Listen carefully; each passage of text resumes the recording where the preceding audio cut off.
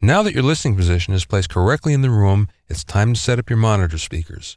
In this video, I'm going to show you how to get the most out of your monitors regardless of the brand or type.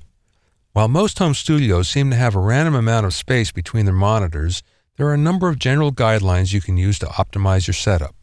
Since most rooms are unique in some way in terms of dimensions or acoustic qualities, you may have to vary from the following outline a little, but these are good places to start.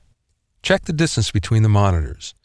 If the monitors are too close together, the stereo field will lack definition. If the monitors are too far apart, the focal point or sweet spot will be too far behind your head, and you'll hear the left or right side individually, but not both together as one. The rule of thumb is that the speakers should be as far apart as their distance from the listening position. That is, if your listening position is 4 feet away from the monitors, then start by moving them 4 feet apart so that you can make an equilateral triangle between you and the two monitors. That being said, it's been found that 67.5 inches from tweeter to tweeter seems to be an optimum distance between speakers and focuses them 3 to 6 inches behind your head, which is exactly what you want. Check the angle of the monitors. Not angling the speakers properly will cause smearing of the stereo field, which is a major cause of a lack of instrument definition when you're listening to your mix. The correct angle is somewhat determined by taste. Some mixers prefer the monitors angled directly at their mixing position, while others prefer the focal point anywhere from 3 to 24 inches behind them to widen the stereo field. The focal point is where the sound from the tweeters converges. It's been found over time that an angle of 30 degrees that's focused about 18 inches behind the mixer's head works the best in most cases. A great trick for finding the correct angle is to mount a mirror over each tweeter and adjust the speakers so that your face is clearly seen in both mirrors at the same time when you're in the mixing position. Check how the monitors are mounted.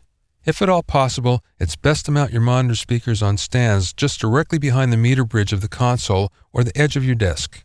This gives you a much smoother frequency response. Monitors that are placed directly on top of a computer console or a console meter bridge without any isolation are subject to low frequency cancellations. This is because the sound travels faster through the desk or console and reaches your ears before the direct sound from the monitors through the air. This causes some frequency cancellation and a general smearing effect of the audio.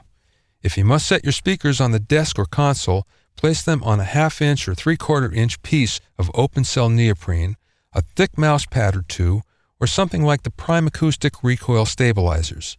You'll be surprised how much better they sound as a result. Check how the monitor parameters are set.